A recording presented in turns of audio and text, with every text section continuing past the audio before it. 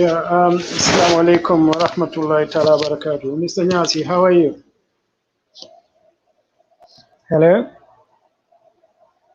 Assalamu alaikum.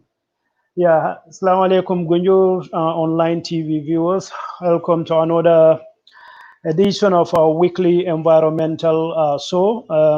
Today, our main speaker will be Mr. Lamin Tamba. Lamin Tamba is a politician, is an environmentalist, and a lawyer.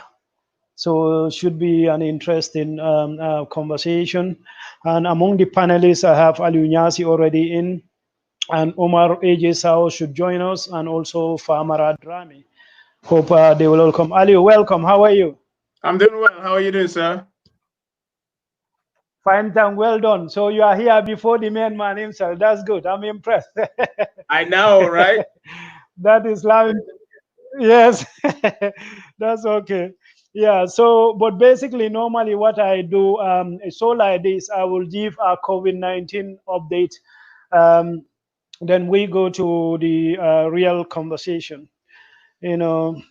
And in between, let me check Lamin, because sometimes people can be distracted, in these kind of situations. Yeah. How is everything? Oh, everything's going well over here. Yeah, that's great. The COVID is showing no sign of slowing down, right? No. Unfortunately.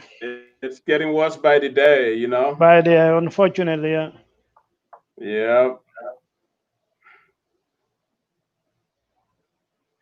Okay, so basically I will give the daily COVID-19 update. Then hopefully before I finish, Mr. Tamba will come. Then you guys will introduce yourself. Then we'll start the conversation.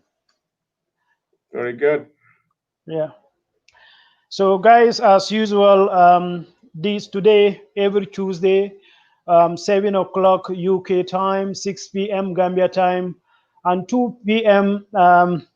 Eastern time in the US, we sit here and discuss about the environmental challenges facing the Gambia and the world at large, because we live in a global village. What happened in Gambia can have repercussions in the Amazon forest. So, but the matter at hand is COVID-19 coming to 8 months in this pandemic, and is showing no sign of slowing down. The only good news coming is that we are getting closer to the vaccination, because vaccination is the only solution that can get us this, or that can not even getting us out of this, but could go back to normal our daily lives. So since the pandemic started, 14,967,842 people are infected. Out of that, 615,819 dead, and 8,986,267 recovered. And these recovered population are going to be essential in our understanding of COVID-19.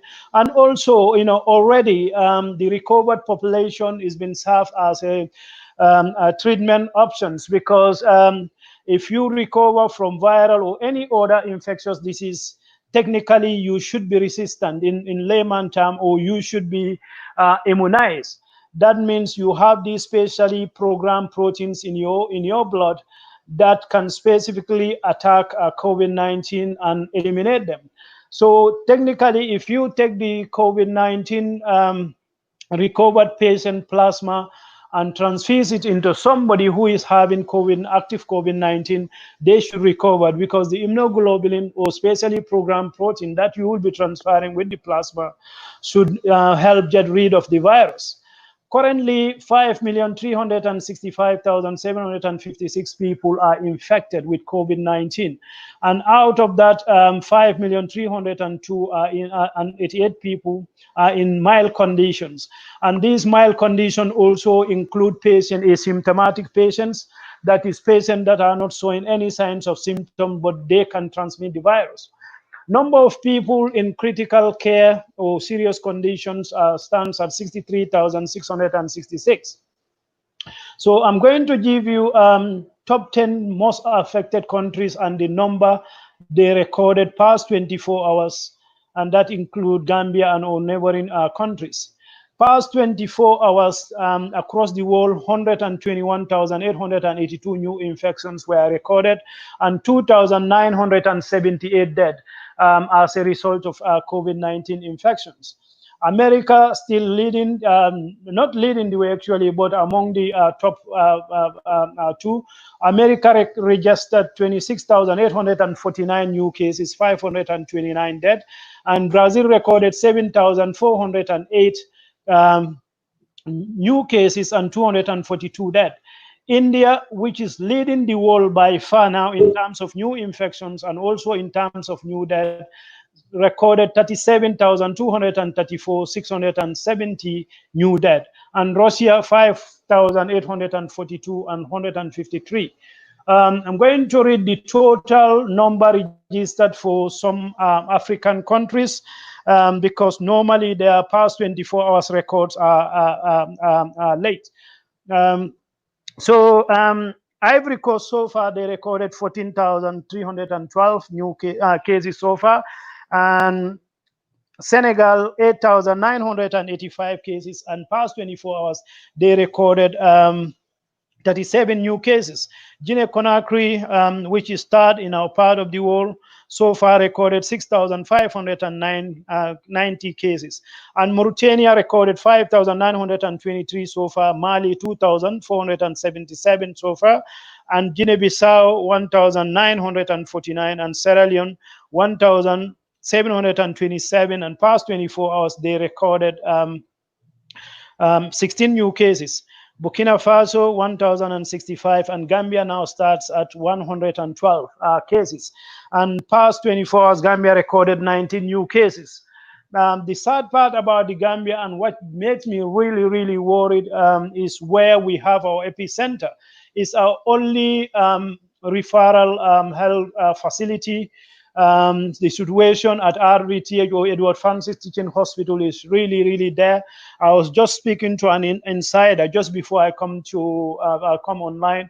He was telling me there's not even running water currently. So this, COVID-19 need lots of water. You need soap. You need alcohol-based hand rub. But unfortunately, right now we don't have those on our health care facility, main care facility. That really sad. So that bring me to the end of the daily COVID-19 update, and the main man is here, alhamdulillah, just in time. Mr. Lamin Tamba, welcome. Dr. Manjan, thank you for being patient. I had a few issues with phones this afternoon. No problem. You can have all the time. You don't have to apologize. I will introduce you to Mr. Nyansi. Mr. Nyansi is from Marrakech, I think. No, No, actually from Penyem, sorry, but originally from Sintit, right? No, Buyam. Okay, Buyam. Okay, Mr. Nyansi, I will ask you to introduce yourself, fully, for our viewers of Dunjur TV Online, and also to Lamin Tamba, because we are the present and the future. So any opportunity we have, we should, introduce ourselves to each other, so we know each other. Once we know each other, we can network, we can, discuss issues that will take this country forward. Yeah. Absolutely. I'll let Mr. Nyasi go first. Yeah, Mr. Nyasi. Cut. How Joe? Okay, all right. Come in, Joe. Thank you, Dr. Manjang. Thank you, Ali Nyansi. My name is Lamin Tamba. Yeah. Originally from Fonyi Jaro, Arankon Kunda. It's the second to last village before you conquer Fonyi on the road, basically. Okay. So you pass Arankon, then you get Jaro, then you get Kalaji, and then that's a bridge, then you get into Kian. Okay. My background was a public health officer for medical and health services, the Gambia. And then I moved on to environmental health services. I became an environmental health officer, an environmentalist. I'm a community and an environmental activist. Also now I do a little bit of politics and I do law. So that in just few sentences is Lamin Tamba. Thank you very much for the viewers for tuning in again. I hope we'll have a very meaningful conversation today regarding the environment in which we live in the Gambia. And that's why I'm here to share my little experiences of how the Western world manages the environment to an acceptable standard. In fact, to a very high degree in this country. And I've been involved in it every step of the way. Thank you. Yes, thank you very much, Mr. Lamin Tamba, for that brilliant introduction.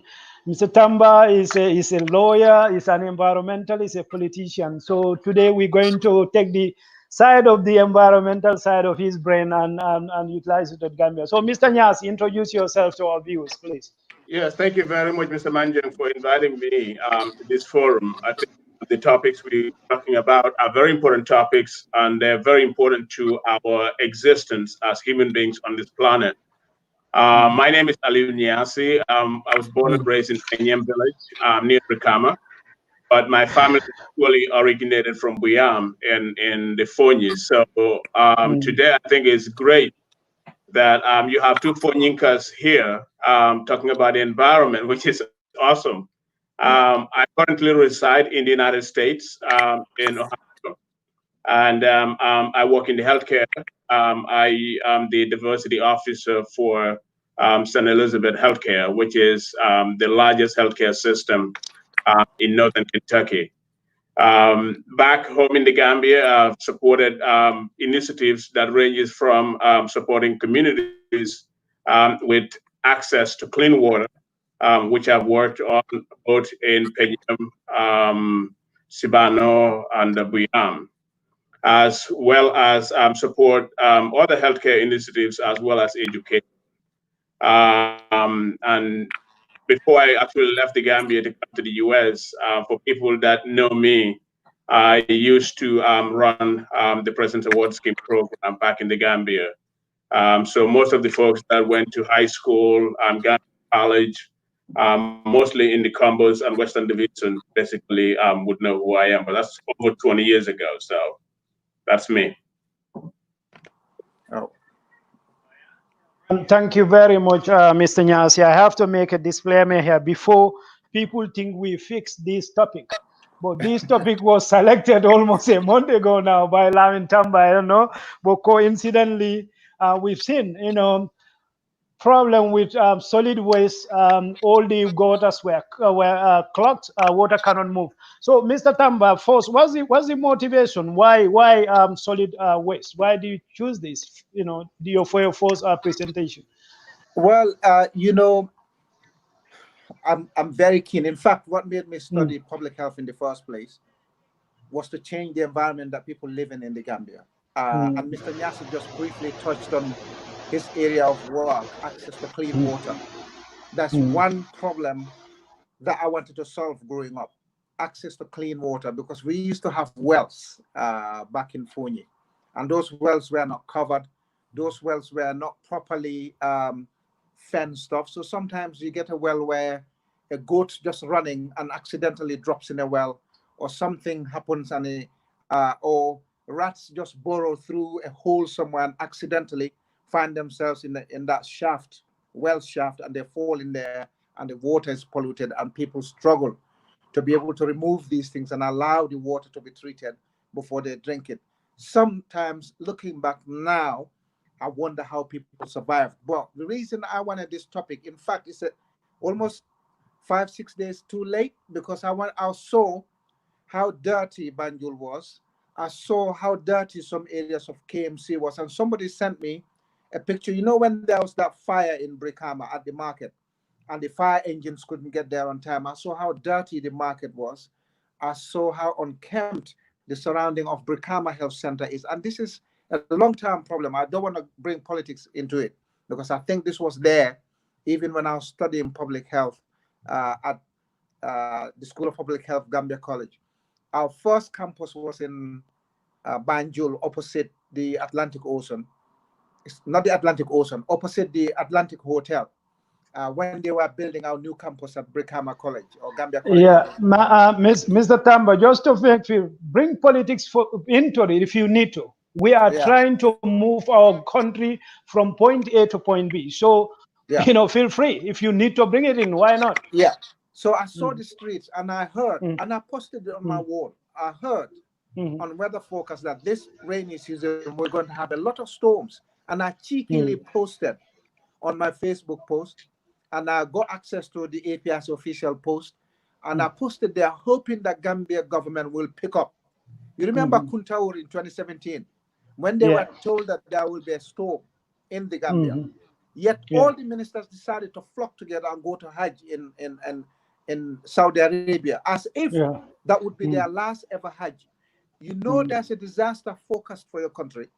mm, No minister was left behind. They all went together like a bunch of schoolboys to go and mm, do Hajj when their country was facing a disaster. And when mm, Kuntaur was hit, there was no minister. Mama mm, Kande had to rush there and help people. mm, Again, mm, when I heard there will be storms in the Gambia, heavy rains this year, I mm. posted and I said, what is the government of the Gambia, the ND, what do you call it, national NDAM, the National Disaster Management, Disaster or management. Yeah. NDMA? Mm, What are they going to do this year to ensure the country is prepared for what's coming? The people who visit frequent my walls came and commented, oh, you are right, because in 2017 you posted the same thing and the government didn't take it seriously. You see where we are now. Reason I posted, I wanted this environmental talk. In fact, I wished I could wind the clock so that we can have this talk first and the government can listen to us, and then they'll do one or two or three things. So the first one is, reason I brought it because I heard from our APS executive that before every rainy season, since that flood that happened in Brikama, and Jama went there in the middle of the floods, he ensured none of that occurred again. Before every rainy season, he sent contractors to clear the drains, to unblock the drains, to repair any waterway that's been damaged by vehicles or some other environmental stuff. Sometimes manholes collapse. Sometimes the cover of the drains collapse and they block the drains. Sometimes our people are not environmentally responsible. I shared some photos of Banjul yesterday. You saw how the drains were. The drains are modern. They're concrete straight. But you saw how they were clogged with waste material from shops or domestic premises. People just throw plastic material in it. People just throw household items that are not needed, discard household items into those drains, and they block the drains. And you see what happened. The result is Calabar Avenue drains weren't unblocked. They weren't cleared before the rains. They were not upgraded. Banjul is the same. We've seen pictures, so no one can deny it because it's been on Facebook, in photos, in videos, and we're all seeing what's happening in these three administrative areas: Banjul, KMC, Brikama. Lots of floods. But this simply, again, reason I wanted to bring this. Last time we had a conversation, I said the Gambia needs a smart way of working. The Gambia needs an electoral roll with proper addresses and every individual registered per address, or every household registered per address. The only reason we need to do this very quickly is because stuff like rubbish collections, waste disposal, transfer permits for waste management or disposal for commercial premises. Once we've got everything on the smart electoral register digitalized, we can charge every household or we can charge every business a certain amount of money to collect the amount of rubbish they generate on a weekly basis, or on a fortnightly basis, or a monthly basis. If we don't do that, we're just going to allow ourselves for people to dispose of their own waste the way they want to. And people will dispose it where it's convenient. If you do not have a weekly rubbish collection system in the country, you don't expect people to load their vehicles or their bicycles or their donkey carts to take their rubbish, empty bottles of water, empty or broken buckets, broken beds, broken mattresses. You don't expect people to load them and take them all the way to Barcote dump site. I'll come down to Barcote dump site because I worked with Rambo and helped him out with his manifesto in 2018 in terms of running for the position of mayor of KMC. And we had one of the cleanest and greenest environmental system. And that was a Spanish company that promised us full funding. Plus, we were going to turn the Bakote dump site or a new location that would have been identified into a green environment that will also generate electricity for the surrounding houses. And if it worked really well, we were going to expand it so we can contract out to Brikama Area Council or to Banjul City Council and say, you can come and dump your rubbish here because we've got smarter technologies. We're managing rubbish properly. You can come and dump your rubbish here for a fee. And this fee will save Banjul having to have their own landfill, will save KMC having, well, if Rambo succeeded, it would have been a KMC landfill anyway. Will save Brikama having its own site for rubbish disposal. So all these sites, we would have had one place built up properly, which will serve the 3 municipalities for a long time. Then what the municipalities needed to do was provide regular rubbish collection. But you cannot do that if you do not know the capacity of rubbish that needs to be collected. If you do not know the households that require rubbish collection. If you do not know the capacity or the quantity of rubbish each household or which each business is going to generate. So I wanted us to be able to talk about this so that the government can take action, clear the drains, clean the cities, clear everything that was going to obstruct the waterways, so that we will not have exactly what happened on Thursday, Friday, Saturday, Sunday, and yesterday. And that's the reason why I picked this topic, because I know for a fact that the government listens to Gunjuru Online. This is a very good platform, very formidable platform. And I know the government will listen to Dr. Ahmed, he will listen to me sometimes maybe, and he will listen to Ali Nyansi, because we probably are involved in these areas of work on a day-to-day basis. And if Gambia needs to go forward, it needs to start listening to its youth, because the youth are the backbone and the core of our society. Thank you. I don't want to talk all of it. I'll come back again, then we'll go with stuff strategically.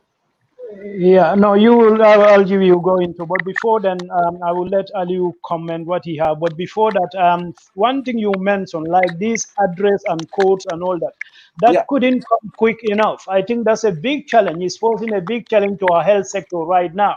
You know, these Yeah. contact tracing, they cannot find people. There is this Yeah. Fula guy who escaped from Gunjur, you know, since Friday, and he was tested positive and he lost his in the community. We still couldn't find Yeah. him, you know. Yeah. So this is a big challenge. I think that couldn't come enough, and that's the reason I invited you here, and that's why Aliu is here. If you put this in your Yeah. world, because we are the present and the future, and what is happening right now in the Gambia, we are talking too much politics. We need to show the Yeah. kids also who are looking up to us. There are also some very important issues that need addressing. We cannot wait until when we say, 10, 15. We need to be, make it a topic of discussion. So, Ali, you hear Yeah. that introduction from your brother, Lamin Tamba. What's your take? What's your So take? I think that this problem did not just start today. This is not a problem that started yesterday. This has been in our society for a very, very long time. And I always say that we are, as a country, we are good at misplacing our priorities. And that is the best thing, that's the best description I can give our leaders. We misplace our priorities at the best. Because if you think about my heart is broken when I just heard in the news that somebody in Banjul drowned. And this morning in the Yeah. news, Jambanjeli is suing the government Yeah. because now the way Yeah. the road is built from Sukuta all the way to Jambanjeli, Mhm. now that road was not even physical planning, did not plan better to Yeah. know that this road is being built, but it's going to create more disaster. The Mhm. houses are going to get flooded. Mosquitoes are going to get a breathing space. So people Yeah. are even going to get sick by situations created by the government. Let's think about those things for the first time. People are going to get sick. Mhm. We're trying to eradicate malaria in the third world countries, especially Zambia. But now we are creating a breathing space. You go to Penyem, the road was built from Brikama to Dimbaya. But if you go through Penyem, Penyem is laid in a way by which the west water comes from the east to the west. Now they built this road without gutters that would allow the water to flow through. So when it rains, all the compounds on the east side of the village all get flooded. So our people, when they're planning and building this road, we create this problem for ourselves. You cannot go through Banjul. No houses get flooded in Banjul. That is very sad. And you think about Banjul never flooded years ago, but this is what global warming is all about. We are going to see situations that never occurred. And our politicians would always say, "Mina mananke." We are in a new life, a new environment. We're seeing sea rise. Banjul is an island. Yeah. So what are we going to do to mitigate this problem? We look at this, we can make things by which we can make money. We could create jobs. So you think about Serekunda. You look at Serekunda market. That's Serekunda Sere Job Highway. You look at the Brikama Highway going up to Latikunda. You see vehicles parked on the sides and the roads are flooded because they are not even covered, right? So you create more accidents. And then you have our people, when they're doing their planning, they didn't plan it.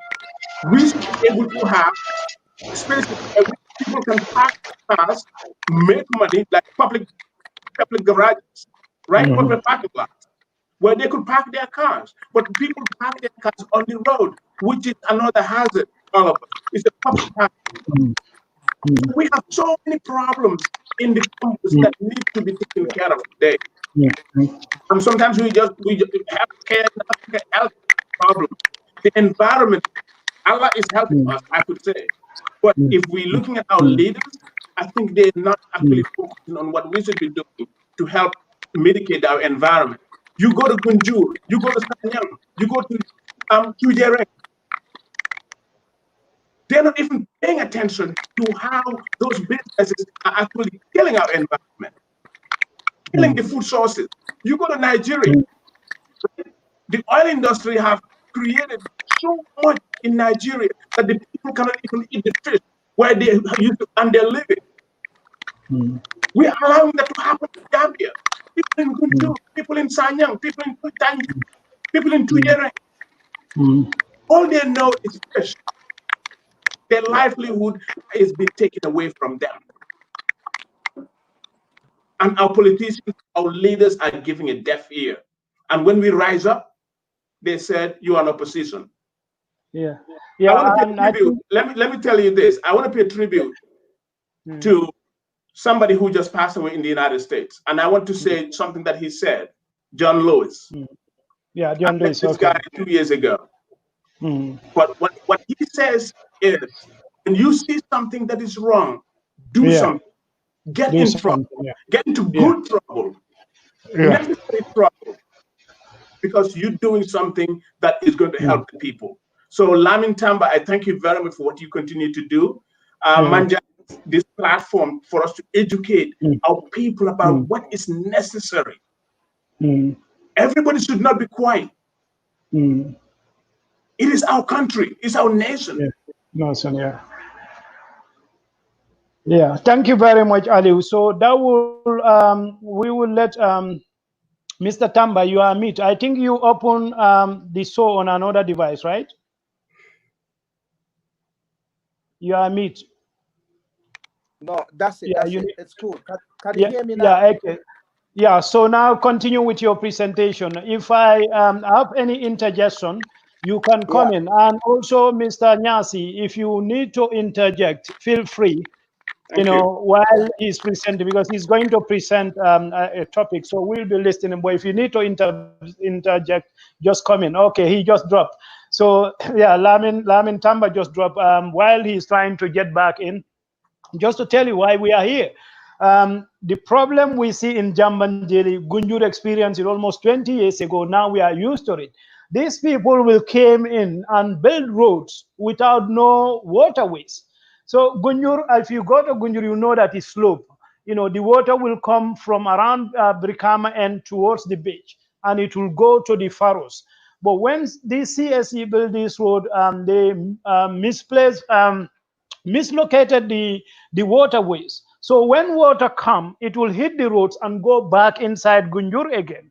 So everywhere become waterlogs. People whose mud houses are along the road, they all lost their houses. So this is serious problem and it's still not solved. So what we've seen in Jambanjeli, we experienced it 20 years ago, and it's been like that since then. So it's nothing new, and you just mentioned, similar situation in Penyama as well. So I don't know what is wrong with us as Africans. We are not very good at pre-planning things, and we'll see things that something is going to happen. Say we know rain is going to happen. Last year this happened, and if you don't do something this year, it's going to happen again. But we'll wait until it happens, and we start running around for funds for And people to help. I'll tell you what the problem is. When we talk about development and you working on development, it is important to engage the stakeholders. And the stakeholders are the people that live in that environment, the people that are going to benefit from what you bring into them.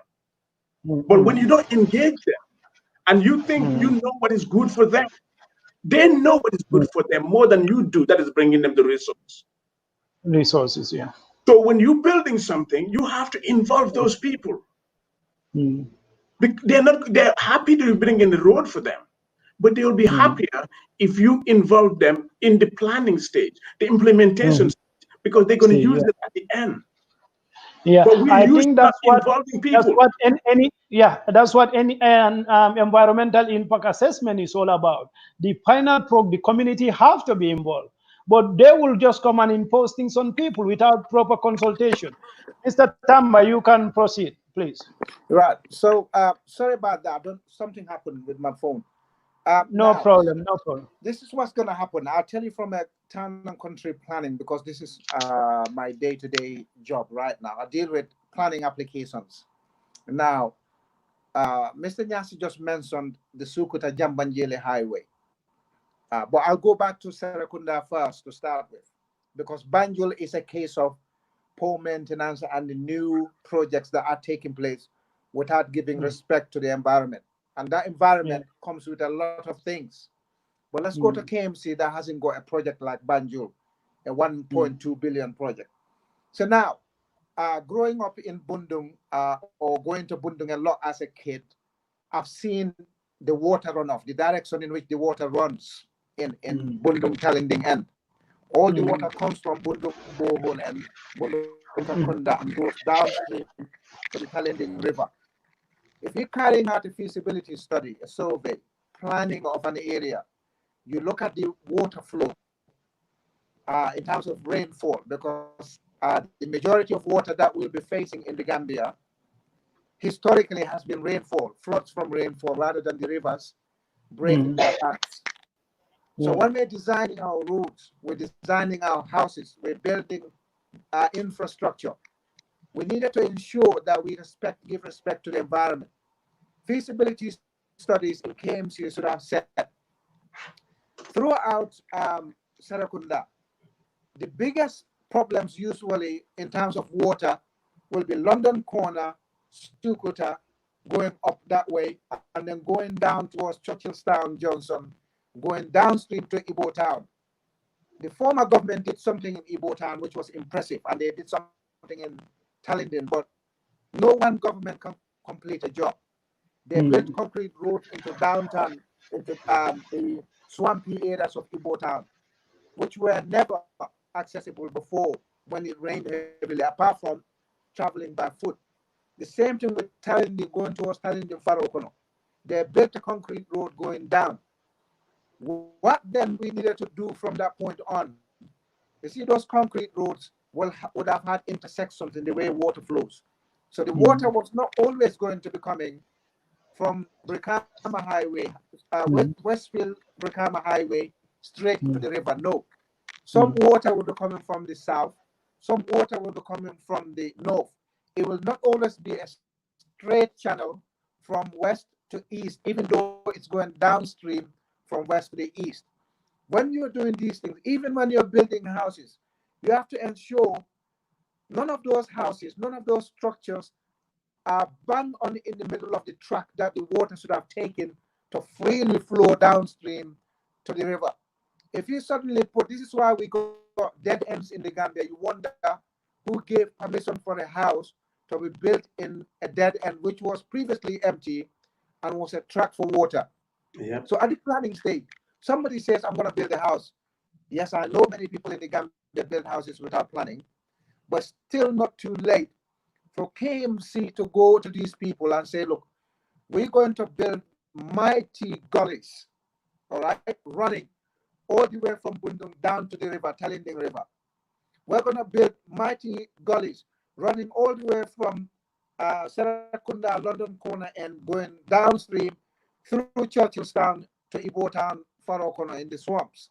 And this is how we're going to do it. And I'll tell you what, if we start with 6 major gullies that connect between Latikunda, Sabiji, and the Westfield, a lot of our problems will be solved. But we need to carry out proper survey, geological or whatever you call it. That feasibility study needs to look at how the surface water runs off when it rains heavily. And we suffer from torrential downpours most of the time, especially when storms are forecast. We can have storm tanks. We can have these gullies. So now, how do we counter this? Again, we will not know on what street, how many houses are on it. In fact, this electoral system I'm talking about goes beyond the environment.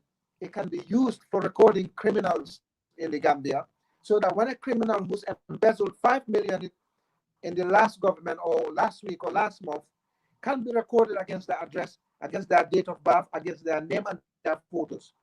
We can use the same for postal services. We can use the same for contact tracing, like Dr. Mandan mentioned. All right. So this is very, very, and we're not short of IT gurus. We've got so many talented people who can build competent databases to be able to record each house on each street. So next time we want to build these things, we can say, okay, on Sahel Avenue, we have 1,000 houses. Out of these 1,000 houses, by looking at the GIS map on the database or Google map, you can say, okay, that's house that. If we make the street 20 meters wide, house that and house that and house that will need to lose 4 meters of their property. How much are we paying them compensation for this? We build massive gullies. In fact, if we advance in the future, let's suppose the Gambian oil is a reality. We can build underground tunnels. I'm dealing with one now in London called the Tideway. It's an upgrade of the London storm management and sewerage management system. They're building a strong tunnel underneath all the London houses, about 3 meters high, 4 meters radius of these tunnels. So you and I can stand on top of each other, and then we may not be able to touch the ceiling of these things. The reason they're doing it is because they foresee a lot of development coming to London. They think 5, 10, 15 years later. What Gambia needs is one generation of 5 to 10 years of people who are willing to sacrifice, to die poor for the sake of generations after us. And at some point, somebody is going to come and do that. Somebody who people will give a bad name as a leader, not to kill people, not to torture people, but be a no-nonsense. You make people work extremely hard. Let's suffer for 5, 10, 15 years. After that, my children, Dr. Manjak's children, Ali Nyansi's children, and all the viewers here, their children will wake up, and all they have to do is upgrade the system, modernize it, make it smarter. So we can do that. That's one aspect. The other thing that worries me in the Gambia, again, is how we manage our rubbish, broken down vehicles, are parked in places that they're not supposed to be. How do we manage our rubble, construction rubble, building construction rubble? Where do we dispose it of? You see people come and dispose it of somewhere, and that's where the surface water runs off. One, it blocks the path. Number two, these building materials are not clean, and some of this water comes back into our own system for consumption. So when we're drinking poisonous stuff, you're seeing young people dying in the Gambia mysteriously. It could be non-communicable diseases. It could be from all sorts Yeah, of causes. Mr. Tamba, do you open the show in another device? Sorry, go again. You open the show in another device by your side? It's No, like some I'm not cracks. on another device. Okay, just one, huh? Yeah, just one. Yeah, just one. Okay, that's good. Proceed. I don't know where the noise is. I don't Yeah, know. so I don't know where the jamming is coming from, but something is. Yeah, How are we managing waste? Are we collecting waste regularly from every household? No. Are we managing our dumping sites, illegal dumping sites? No.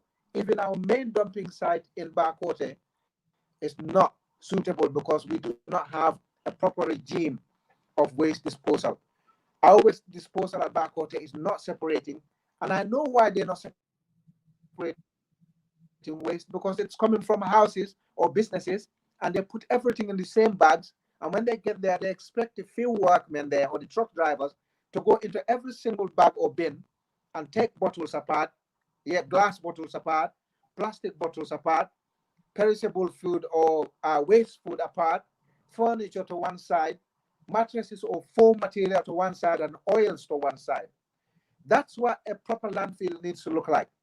At the time it gets there, like in this country, domestic or household waste like food and other things goes in black bags. So when they pick them up, they know where they're going at the landfill, yeah, or the recycling center. So we need to learn to reuse or recycle. But if we have to dispose of the rubbish, we need to be able to separate. Again, we're back to the same electoral system where you will know which rubbish is collected where, whether they separated it or not, how much per street is getting, and then we know whether these streets are purely domestic rubbish or they're going to have this type of rubbish, or it's an area that's leafy like Fajara and Pipeline or other places. Most of it will be agricultural stuff that can be composted anyway. If you take oils and other things and mix them together at the dump site, you're going to have a lot of problems. Methane production comes from different places. You have explosions, you'll have spontaneous fires because you have a volatile situation where chemical compounds come together and just ignite themselves, they just spark. And this is what's causing the problem. And I feel sorry for the people of Bakote. This has been happening since I was little. It's still happening as of January when I was in the Gambia. It needs to change. There must be a generation of Gambians that's willing to sacrifice, not cry that the president has kicked someone out because they're relatives, but having solidarity shown to the government because they're kicking crooks out. They're kicking people who are given millions to implement projects and they're not implementing it. We need to have at one point say, okay, now we got Dr. Mandan as president. He's competent. The only way he can go astray is if Lamin Tamba or Ali Nyansi help him to go astray. If we go hard on him and help him, he's going to succeed in changing Bakote. We're soon going to have proper drainage system in KMC. We're soon going to have proper waste disposal, waste collection, electoral system, postal system in the Gambia, thanks to Dr. Manjang and the few people like Ali and Lamin that helped him succeed. We have to have that generation where the president is going to be totally brutal, not in the sense of torturing or killing people, but a no-nonsense person who sacks people for what exactly they didn't do. Or they did. And I think Lamin, thank you you're very right. much. Ali, give me a second. Lamin, do you want to go out and come back in again? Because there's a lot of cracking sound coming from your end. Yeah, do go back and Ali, continue, please. So I think Sorry that about that. Lamin said something very, very important. We don't need leaders. A strong leader, you don't have to be brutal. A strong leader is somebody who is able to hold people accountable. A strong leader is a person who is going to make sure from the top to the bottom, everybody knows they have a responsibility to the community they serve. They have a responsibility to the position they hold, and they have a responsibility for to basically the supreme being whom we worship. So in that, we want to make sure we hold everyone accountable. We want to make sure even the person that is throwing out trash know that I am responsible. When I throw trash in this place, it is going to cause an environmental damage, and I have to be held accountable for that misbehavior that I just did, right? But we're not doing what Courtney had. Let's go back to Gunjur a couple of years ago when Dr. Jani and others were arrested for demonstrating against the Chinese that are causing total environmental damage to Gunjur. Gunjur, the Gunjur seaside feeds people in Basse. Yeah. Right? The fish come from Gunjur, goes all the way to Koina. So if we see somebody who is damaging our environment and they're going to leave our country, they have no responsibility. They have no ties to our country. Besides what they need to take to their country. And so it hits me, it baffles me when our leaders support those individuals that are destroying our environment. And for our young people that are here to say, we are not going to allow anyone to mismanage and destroy our environment. Those people were paraded and put in jail, and they had to be bailed. So it's important for all of us to know that we don't need, when we talk about leadership, it's leadership that is going to hold every entity responsible. And we have to think about sustainability. We, in the Gambia, we are only reactionary. So you go back to 2014, Ebola, right? When Ebola hit, they were work around how we're going to mitigate this disease from the Gambia. But when it reaches the Gambia, this is what we're going to do, mitigate it. But after that Ebola thing, we forgot that there's a pandemic that could come. So when coronavirus came, we started building stuff from scratch again. And I'm going to tell you this, after coronavirus is gone, we're going to forget. Instead of building a system that is going to say, we're going to study this disease. We're going to put systems in place that when these things comes again, we know how to attack it. We know how to hold people. We know how to educate people. But today, I'm sorry to say this in an environment conversation, but what we have today, I don't understand how the president is going to parliament to ask for a 45-day state of emergency when political rallies are going on. When you open our airspace to flights coming from Europe, from America.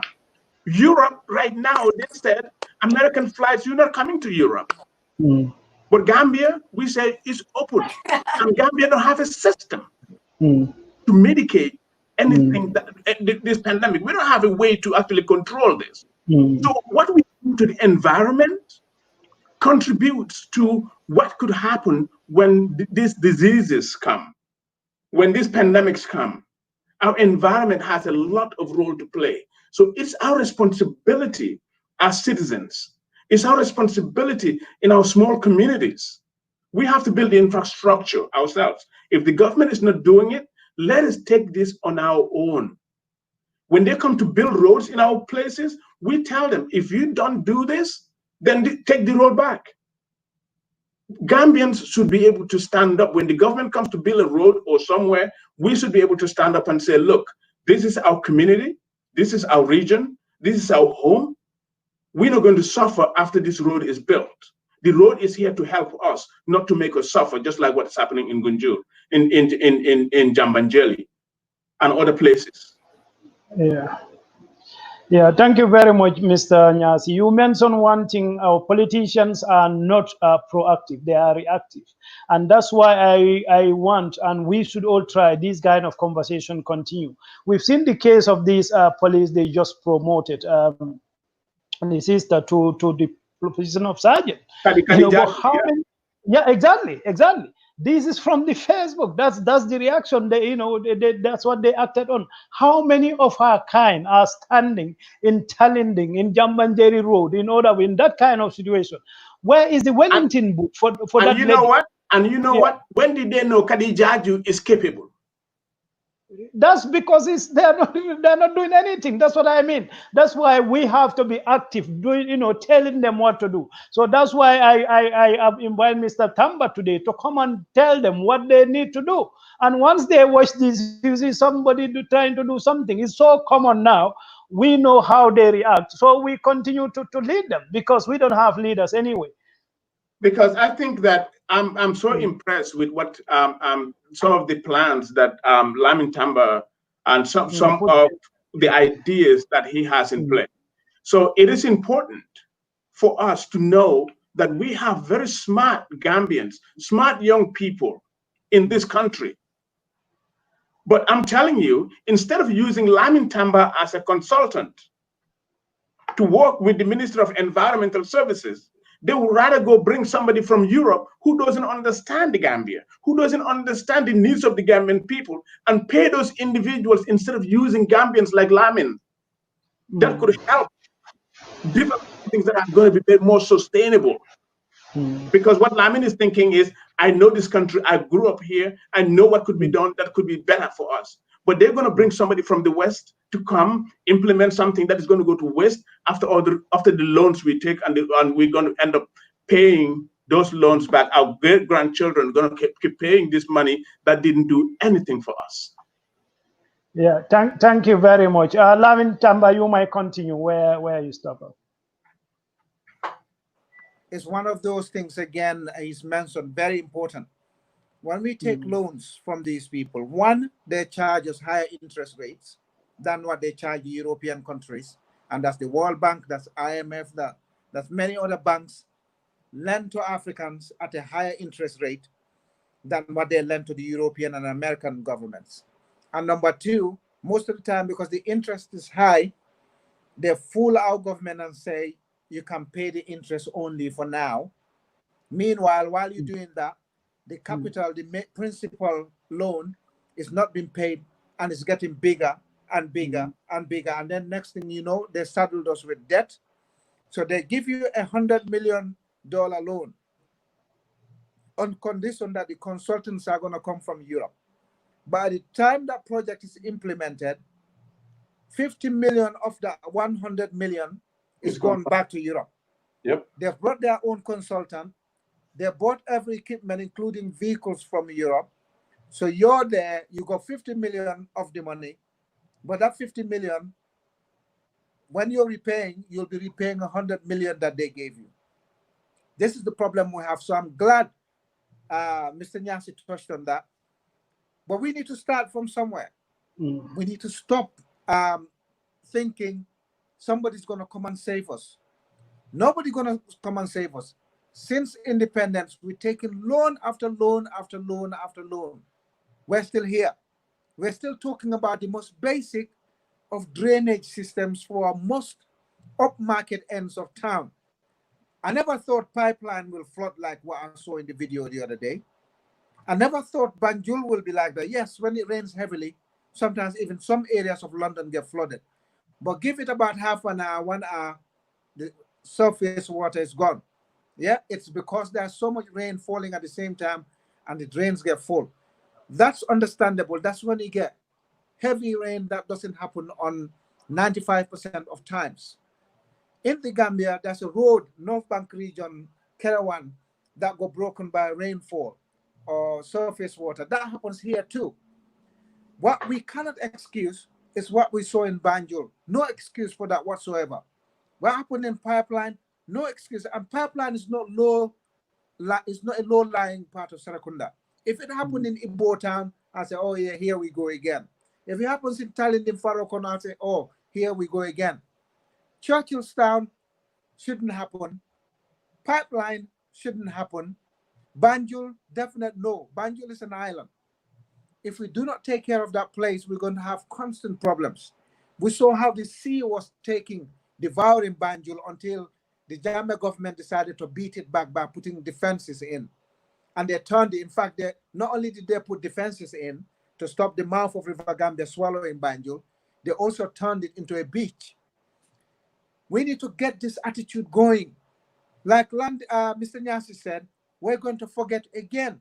So we got that gain from beating back the River Gambia and saved Banjul from drowning. We needed to move that on and build a whole new drainage and sewerage system in Banjul. And then we can take that to Serakunda. Don't tell me there's not enough money.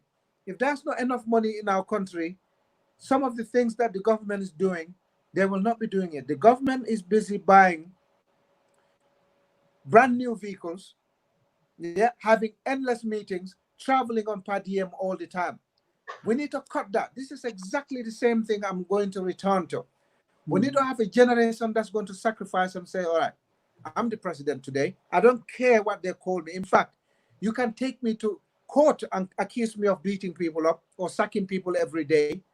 All I want is 10, 15 years later after I left, people to sit down and say, oh my God, we didn't know how important this is. We didn't know how this transformation was going to work for us. But now So look at it. let me Yeah, not cut you short right there. I just want to yeah, inject to give an example yeah, of when we look at Africa as a whole. Think about Rwanda. yeah, In the 90s, Rwanda was not even a country. But because they got leadership that thought it is important to make sure Rwanda becomes self-sustainable.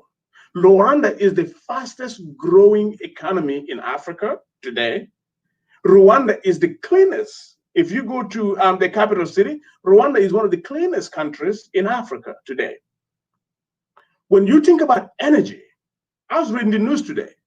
The new managing director of NAWEC to say that our energy problem, the lack of electricity, is not going to be solved today. It's going to take us all the way to August because we don't even have the parts. We had 4 generators or 5 generators running in Brikama. Now we have only 2. We should think about renewable energy. A generator is not going to solve our problem. We have the sunlight. We are not going to recycle managing directors every 2 years at NAWIC and send them to another embassy. We should be thinking about who is educated in this part of, who has this knowledge to make sure Gambia became self-reliant. This car, whatever the boat is from Turkey that is sitting on the water to supply energy is not going to help us. For us to pay Senegal so much money only to supply North Bank division, it's not going to help us. yeah, yeah. Yeah, talking about renewable energy, but Mr. Tamba gave us even cheaper source. That is our waste. That's We what can use our waste to generate electricity. we can generate. I'm and telling this you, waste is our problem. We don't even know how to discard it. Bakote would supply the whole of Serekunda. That Bakote dump site would supply the whole of Serekunda with energy. Yeah.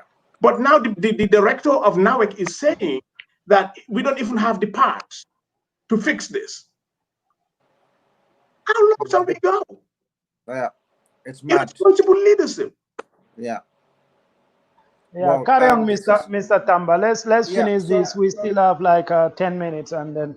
Yeah. So this is where we need to go. So we still got contacts of this Spanish company. Obviously, the Rambo runs a tourism company called Scantos, and he managed to get these contacts from there. So one will be managing our waste. Number 2, from that manage from that waste will be generating electricity that will supply backwater and all of the surrounding areas in the combos. We can do the same. We can build an even modern site where the electricity will go. NAWEC will be in charge of it after it's been constructed. They can have a contract together. And that's another one that we're trying to create in Buyam End. Again, is renewable energy through the former Minister of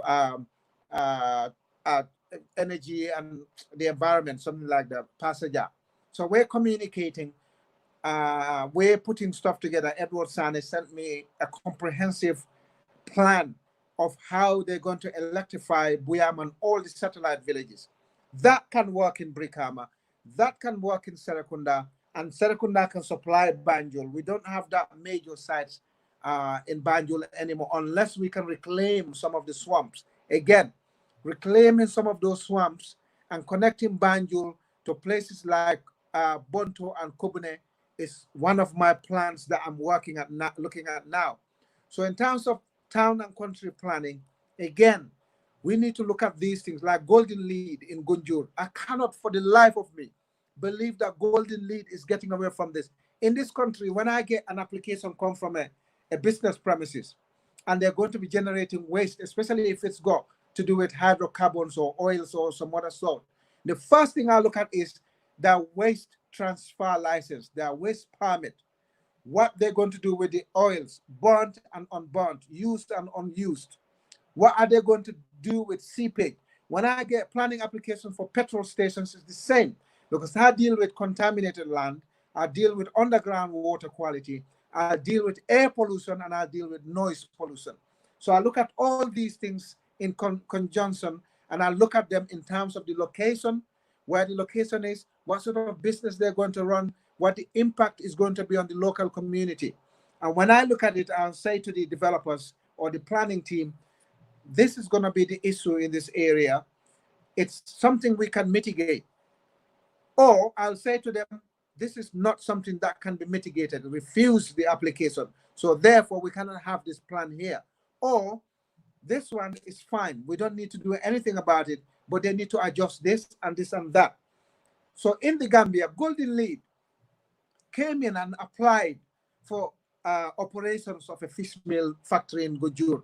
And you know straight away, they're going to be using machinery that will use oil to run. They're going to need oil to maintain, to repair, to do all sorts of stuff. And that oil needs to be stored, disposed, or they need to manage it. One of the most important things you can do, environmental responsibility, is look at the environmental impact. One is going to be built near our coastline. What's the impact of having a fish meal factory next to our coastline? Seepage of whatever their activity is going to be number one priority, because if it contaminates underground water, we start having widespread death of marine life. And where Golden Lead is not just fish in the water. We got crabs. We got what do you call those little things? Not lobsters. The little fishy thing that comes up in the swamp. Shrimps. Yeah, shrimps. All these things have got their environmental importance. Crabs will do certain things that help the environment. Mangroves will do something that helps the environment. Those shrimps will do something that helps the environment. If we go around killing things, Lamin Tamba, the crabs, they underneath they have this spongy thing. This is what generate actually the oysters. Yes. So it's all linked. Yeah. Yeah, and oysters. Look at those women working between Stinkhorn and Banjul. They send their children to school by harvesting oysters and selling them. So now you're killing those oysters. Women in Gunjur, how are they going to sustain their livelihood? We're not getting fish from the water anymore, because we're seeing a lot of fish get beached. What's killing them in the water? Toxic stuff from Golden Lead and other marine activity around Gunjur. And I suspect Golden Lead because they got their ships in the water. How are they changing the oil in the ship and managing it to ensure there's no contamination of our water? You saw the land next to Golden Lead, how dark and dirty it is. That's the oil coming from the factory and their vehicles and every single thing. Why is that allowed to do? All these people needed to do was to put damp-proof membrane under their tanks where the burnt oil or the used oil is going to go, or concrete it so the oil is in there and the oil can be treated or stored there for years and it can be reused for other things in the environment. They're not doing it. They're allowing the oil to run on the surface. They're allowing the oil to trickle down into the water and killing our fish, killing our plants, killing all the marine life and the biodiversity. Once it gets messed up, it takes 50, 100, 150 years, 1,000 years to correct in some cases. Are we going to be able to correct this in 1,000 years and not allow our people to starve? No, we're not going to be able to do that, because like Mr. Nyansi said, once we kick Golden Lead out of that place, we're going to forget again, that we needed to go and reclaim the soil. And reclamation of soil is expensive. Forget about treating the soil. We don't have the facilities in the Gambia. We don't have facilities to treat the soil and make it again arable land. We can't do that. So we are basically going to reclaim, take that soil out, put it somewhere where we'll store it for some time, and replace that soil with fresh soil from somewhere else. We don't have the capacity to do it, but we have the capacity to ensure any new company that comes to the Gambia have got their environmental responsibility, have to be inspected regularly to stop what Golden Lead is doing to our country. It is criminal, and they're doing the same to Mandinari, and I heard they've gone to Batukunku too. What is wrong with us? Why can't we just get one thing correct in the Gambia? Why? Why do we have to worry about what goes in our belly for now, rather than thinking, oh, I've got 5-year-old children. What's their livelihood going to be like 10, 15 years later? Where are they going to live? Why can't we start thinking strategically 5, 10, 15, 20, 50 years later?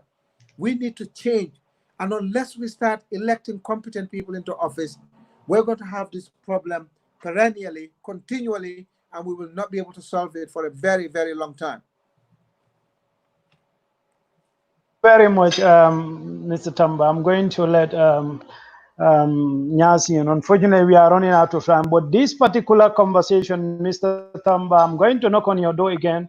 You know, we need to continue this, because as you say, what is wrong with us? What is wrong with us, Mr. Tamba, is leadership. You know, it's leadership. The golden lead, we exposed everything, we documented everything, we handed up to NEA. And they admit, you know what, we got it wrong from the word go, because they don't even know did the environmental impact assessment. Could you imagine a factory of that size was let to go and operate, no environmental impact assessment? You just tell them, okay, but don't do this, but don't do this, don't do this. So when I will share this interview with you, the Sirif Bojan Jinio with the former director of NEA, he admitted they don't do all this. And when we ran out of patient, when NEA ran out of patient with them, they sued them to court. Guess what happened? Dr. Aissatou Toure intervened and bully everybody and tell them to stop the court case, because this will scare away the potential investors. So you can see what is wrong with us. So NEA tell him, look, we cannot do that, because this is our reputation is on the line. If you want us to withdraw this, you have to put it in writing. See, don't bother anyway, because she was then, you know what, just the trade minister at the time. Much more now, vice president. So you can see what is wrong with it. Mr. Nyansi, you can come in for one more round, then I will let Mr. Tamba to neatly close where, you know, next time, so that when he come, we know where to start. Go ahead, Mr. Nyansi. So I think that it is very important for us as Gambians, us as Africans, to think about, and the question we always have to ask ourselves are two questions. In anything that we're going to do, especially to our environment, what is the good thing that is going to come out of this if I didn't do this? The other question is, what is the worst that could come out of this if I did this? And we have to be able to answer those questions ourselves. This is our country. This is our home. It doesn't matter where you are. You will always come back to the Gambia. What we do to our environment, it's out for our children. I can tell you that when I was growing up, what we ate at home, rice, couscous, everything came from the farm. Our farms are unfarmable right now. And we are destroying our environment. It is every Gambian's responsibility. It is every Gambian's duty to make sure that we protect what we have. The Gambia is all we have. The sad thing is, we have people that were in the diaspora, people that were in the Gambia, that were writing, that were advocating against what Jawara government did, what Yaya Jammeh government did, and now they are in this government promoting the same thing that they were against.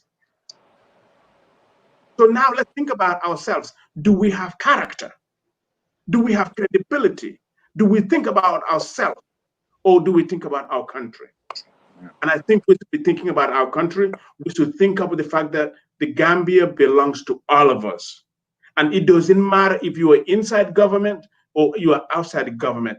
The truth is one. And I think as a leader, if I am President Barrow, or I was President Jammeh, or whoever the next president is, I'm going to value the person that stands up and tell me what is right, not for me to hear, but what is good for the nation. And so those that are around President Barrow, if you're listening to this conversation, what I'm going to tell you is, tell the man what you think is going to benefit Gambia from today to 50 years to come. and not what is going to benefit you and your families for tonight. It is our responsibility. It's our duty. This is our country. No matter where you are, you love Gambia. Because our parents did it for us, we have to do it for our children. The reason why we're having this conversation, because our parents led responsibly. They educated us. They didn't read a book, but we read. Yeah. And we have to be able to make sure that we create a platform where our children and our grandchildren, our great-grandchildren can live up and say, this is what my grandparents did. They were not afraid to stand up for the truth. They were not afraid to do what is right. And they did it. So it is our responsibility to do that. Put politics aside. Let's take Gambia forward, regardless of who you are, regardless of who you support. The truth is the truth. It's not political. COVID-19 is not discriminating. Doesn't know who is APRC, who is NPP, who is UDP. The environment too, when we damage our environment, it's not going to know who is who. It's going to affect all of us. Yeah. Thank you. Yeah. Thank you very much, Mr. Nyas. What I normally do is a tradition. If people have, they can call +22094334119 if you have any questions. But normally I try to be interactive with our viewers. You know, one Mr. Musa Koli, God, Tamba, you are talking a lot of sense. And in another occasion, he said, my love for you is endless. And we have Lankinte, you know, great idea. GPS drainage system is possible as we do in Switzerland. Okay, another Fatu Haman. Hi, bro, Lamin Tamba. That's a greetings. And Modu Job is again talking about Mr. Nyas. You are right. Analysis. I'm very proud of you. Okay, so we normally okay, Martina Kanute said, here to support my dear friend Lamin Tamba. So Lamin Tamba, you can basically, this was final segment. You can include the closing and also where you want to stop, so that next time you have chance again, we know where to start, because you are not only presenting, but you are giving solutions. And these are very, very doable solution you are presenting here. Go ahead. So, again, environmental, giving a little bit of rerun of this topic, environmental waste management. Obviously, it says waste management, but it encompasses a lot of things. Waste can be anything that we don't need. I don't want to go into deep into definition. What we lack today for Gambian people, we're complaining about electricity. We're complaining about Bakote dump site. And it's causing a lot of health problems to people who live or work around the area. Let's change it. We can have a smarter landfill at Backwater or another site. In fact, if KMC and West Coast region governments, local governments come together, or Banjul City Council can come together, 3 of them, they dedicate each 5 to 10% of their revenue to build a brand new state-of-the-art landfill. It will save Banjul, it will save KMC, and it will save Brikama Area Council. This can be either totally government-owned, or it can be private public partnership, where somebody builds it, but over 5, 10, 15, 20, 30 years, KMC will pay something towards that company. Brikama Area Council can, and Brikama Area Council and Banjul and KMC, they're not too far. If we have connecting roads, it's not too far. Rubbish collection can be done every fortnight or monthly, depending on where we're going to collect. Businesses will have to collect regularly. We have to clean our markets regularly. So we need to dedicate this. Our councils in these areas are close together. They can sit down and come up with a plan to create a giant landfill where we can go and throw our waste, but our waste can come back into our households as electricity. We generate electricity and burn our waste at the same time. Why can we not do this? What's stopping us? Next time I come on this platform, because I respect the Gunjur online platform for the environmental fight they've put up so far. Next time I come on this platform, I'll go into detail what Rambo and I have worked on his manifesto for KMC Mayo in 2018. I'll break it down as to what this landfill actually acquires. the budget for it, the amount of vehicles that Banjul has today and KMC has today, and a few vehicles that West Coast region can buy, just create a giant landfill in the middle, at the center somewhere. Maybe Nemakunku end, maybe Farato end. No, not Farato is too close to Brikama. Somewhere trucks from Banjul can get to quite easily. We can get long trailer trucks to carry stuff from Banjul to reduce the amount of road traffic. We can do that. There's nothing stopping us. Don't tell me Gambia hasn't got money. We've got money. Our politicians are just playing gimmicks with us. They're playing tomfoolery with us. They're playing chicken, game of silly billy with Gambian people. And it's about time our generation rose up, stood up, and took the bull by the horn and steered the country around to a place where I want to relocate to the Gambia soon. I want my children to come with me. I want them to be able to live in an environment where they don't have to inhale toxic stuff, definitely not smoke from a landfill site, definitely not being able to go to school or somewhere because there's surface water runoff that's damaging roads and damaging their path. I want us to be able to come together, forget about our differences, forget about our political parties after elections, and do something for our country. We can do it. There's absolutely nothing to stop us doing these things. Thank you very much. Omar is supposed to be with us, but unfortunately he's late. So Omar, I'll give you opportunity to introduce yourself to Mr. Nyansi, two of your brothers from the West Coast region. It was very, very engaging conversation. And Lamin, you mentioned one thing, politics is one thing we never take break from. You know, every country you go to that are making progress, they have politics seasons. Once the politics is over, it's about people collaborate and work. But Gambia is never ending. We have is so exhaustive, is distracting, and the politicians are taking advantage of this for being lazy because people are always politically dividing, fighting each other while they're taking our money and go and develop themselves because this is all about that. I'll tell you a simple one sentence solution to that. Have a multi-candidate vote on the same day. So on the ballot, you vote for your president, you vote for your MP, you vote for your mayor, and you vote for your councillor same day by just ticking. Yeah. Once the election is announced, we have 4.5 solid years to do something. We cannot have presidential election 2016, MP election 2017, mayor elections in 2018, council elections same time or soon after, and then we expect to have a free period where we can dedicate 100% to work. We need to change that. We need to have all our elections one day and just finish it and concentrate on development.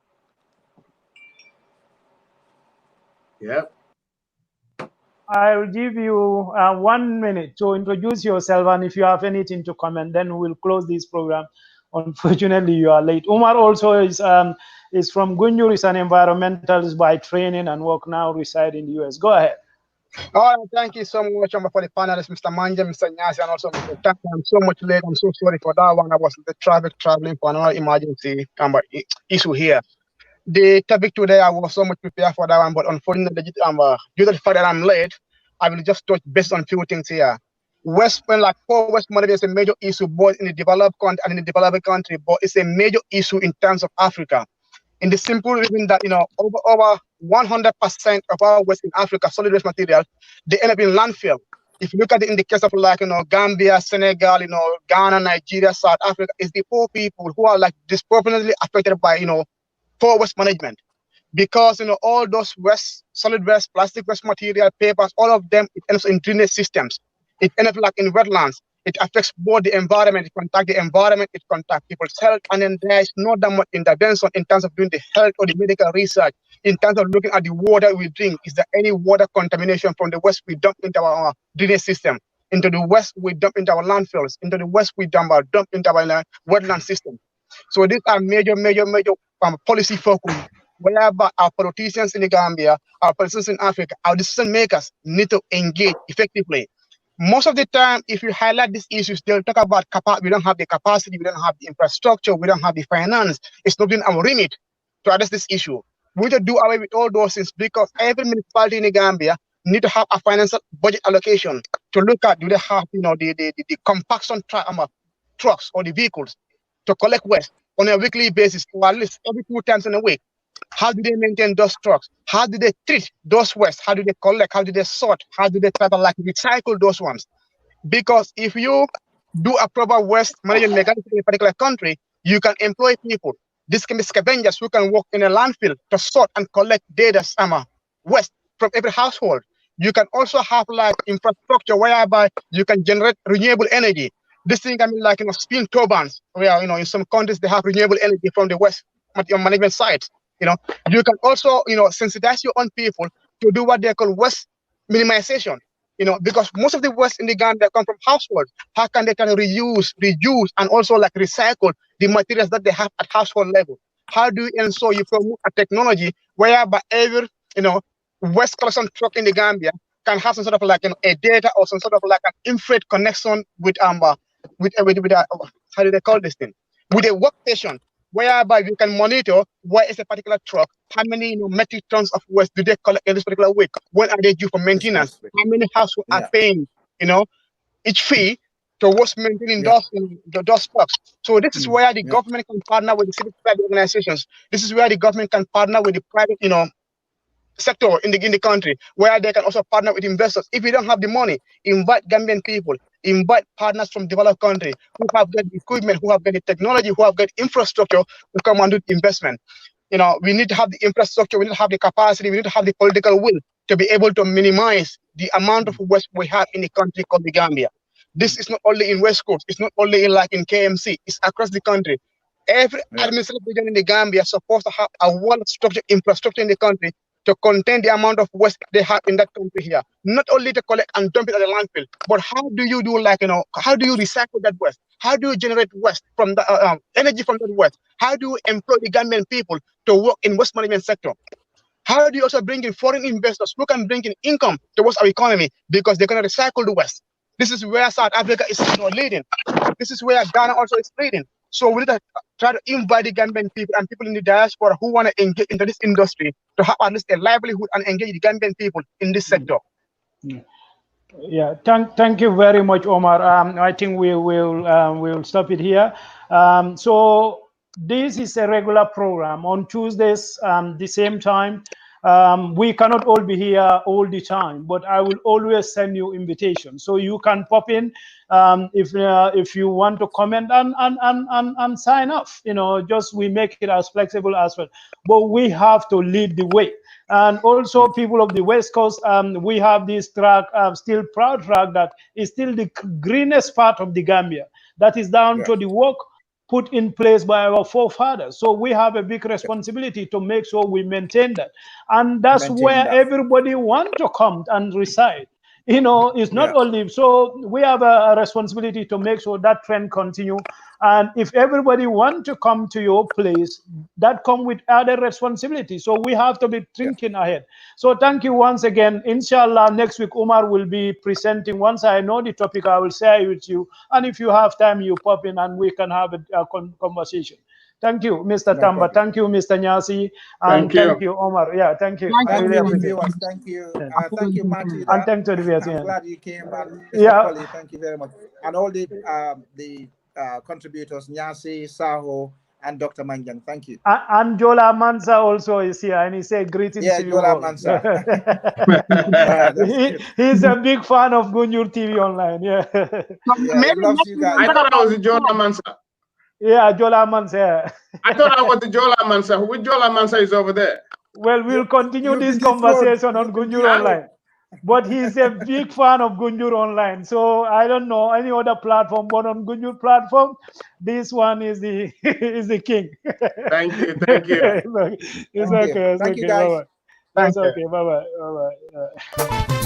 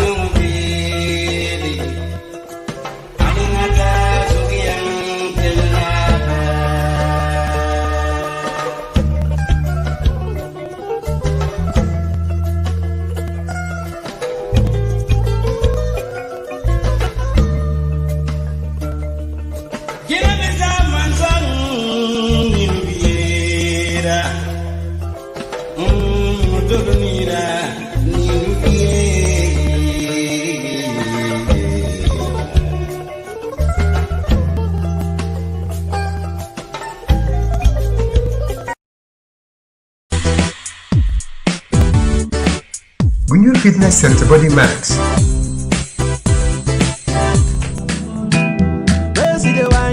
See fire for body, and if you follow me go now, enjoyment go kill 'em. Baby girl, you bad, girl the way you whine, I demand over you, girl. I demand over you, girl. Say you are my woman, my superwoman. I demand over you, girl. I demand over you, girl. I see fire for body, and if you follow me go now, enjoyment go kill 'em. Moro mbijan do bakandro ko ngalla janna kibaro moy kalka sola bagaso wafu ka fontelle ko sola enterprise fo fendi nabe dendi sola la fannala la sola la bundal ndella ko do kuwo ke mole janka sola joran kendo natala dum min nata na ko fanandiya birin gambia jam fo gambia e bantala nga bagasol samba be ton ka do ku kendo be ke mo be ninga do ko ke momo ndi en ka sanji kilin garantie dilale nyin kama ko la do ko lanno so waran ni tema bagasi falle bagaso min bijay fofe nabe dendi sola la bundala la sola la fannala a bagaso sifa be bijay lightning and pumping system ndella fanan ko ke mole min be dendi na ko ni dandal ni kordalla ka jiodi ala nin ka lampo fanan sika ka diala wo pumping wolbe dendi gadinol ni ku kotal ni la jiko ni la fama bela lightning wala dimbani ku kotal danno sola enterprise tin ko la kay fama sola fofe be dendi sola la haajo la janne be loro wato tenta bul bagasol tan adum fana be ku fula la leje bunda fula fana be mbulle fan kabona ndami anin dula ba fula safonya America ni Europe na fan kabona wolta dum doron no mote min ka fenkendo na te sola la bagasol kana te nyamba ko kanja abanta bagasol tan ngata. For more information, call 7171-998, 7171-998, Bunyur Fitness Center Body Max. Hello Gambia, your television experience is about to be transformed to the next level. Enjoy amazing features with the new DTT decoder by XCAF. Watch television in high definition and excellent sound quality. Watch Gambian channels such as GRTS, QTV, Star TV, Paradise TV and MTA with one decoder, all for free. That's not all. For a monthly subscription of $510, you get 60 international channels from your favorite football leagues, news, African movies, telenovelas, cartoons and much more. Get the decoder for $2,040, which comes with free installation, 24/7 customer and technical support all year round, and 1 month free subscription for only $510 thereafter. Get the decoder at XCAF Gambia, located at Hendon Court Building, former Dream Park, Senegambia, or through approved dealers. For more info, call 446-1060 or 446-1061. The world is at your fingertips with the XCAF DTD decoder.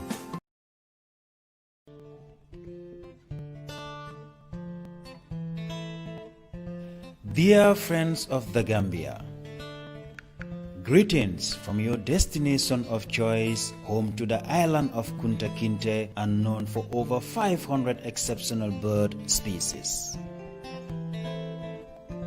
Be ready for adventures on the River Gambia, where nature caters to you sustainably as it meanders through endless experiences. Our rich, welcoming, and diverse cultures will show you the places closest to our hearts, delight you with our exceptional culinary taste and the local flavors, enchant you with state-of-the-art conference facilities, with luxurious accommodation that caters to your every need, considering your standards in an eco-friendly environment. Stay home today, travel tomorrow. We look forward to welcoming you all to our golden shores once again. From the Gambia, the smiling coast of Africa.